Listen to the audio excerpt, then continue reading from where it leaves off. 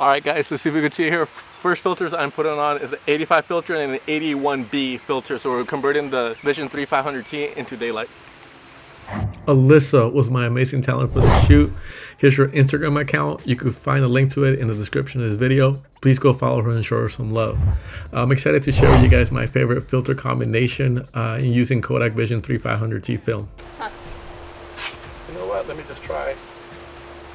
This is a slightly different angle. Let me got it. Ready? 1, 2, and 3.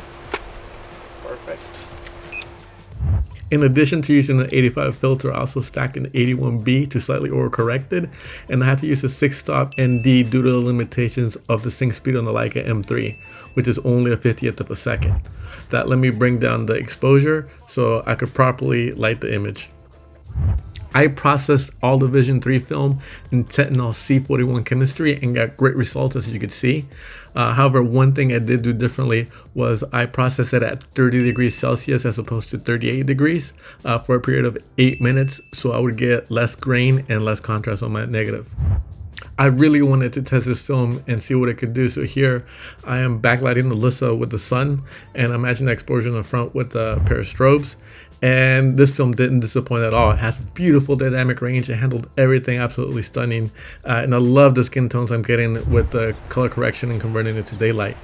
What I did next was I photographed Alyssa perpendicular to the sun because I was really curious to see how deep and how rich I could get those blues and those colors because I'm using warming correcting filters. And when you use that in combination with a tungsten film, what the 85 filters do, since they're orange, they block blue light. So the blues are underexposed by almost a whole stop. And this film is amazing how much you could push the colors and make them pop. I'd never be able to get results like that using Portra. Normally I would have to use Ectochrome for film to get colors like this. Here's a filter test that I just did. This is the Vision3 500T in shade in available light. And this is just how it looks with just warming filters, all in available light. And then I'm using all the other different filters, and this is the SepiaB filter and for the results. So I did it with the 35mm lens on my Leica M3, and then I did it with the 90mm lens. And then I just went through the filter combination. So I went first with no filters, then the 85 and 81B filter stacked, and then the third one was the SepiaB filter, which I actually really love how it looks, and I want to explore using that filter more. Here's all the results side by side, so you can see the comparison with the same lighting and similar posing.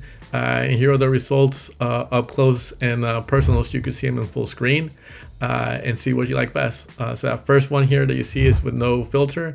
This is with the 85 and 81B stacked to convert it to daylight and slightly overcorrecting it.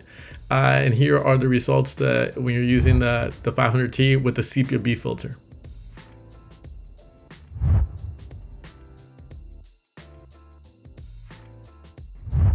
If you want to see all the results in the images on how they actually look, you can visit my behind the scenes website, strikethelights.com. There you could see a summary of everything that you saw in this video. But more importantly, what you could do is just read everything, and you could click on the images and see them full screen instead of with the YouTube compression and seeing them tiny on your phone. So you could view them on your desktop, you could view them full screen, and you could see all the details and see how the images actually look. And once you're on the website too, you could look at all other articles I wrote, like this one on the black mist versus the white mist filters.